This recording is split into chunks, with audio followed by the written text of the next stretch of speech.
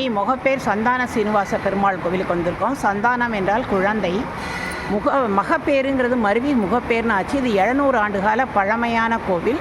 இது பெருமாள் கோவிலாக இருந்தாலும் இங்கே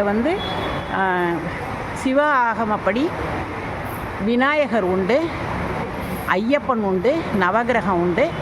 பெருமாள் சொல்லுவாங்க இல்லையா, செடியாய வல்வினைகள் தீர்க்கும் திருமாலே நெடியோனே வேங்கடவா அப்படின்னு சொல்லுவாங்கல்ல. இந்த பெருமாள் 9 அடி உயரம், பார்த்துக்கிட்டே இருக்கலாம் நாள் முழுக்க.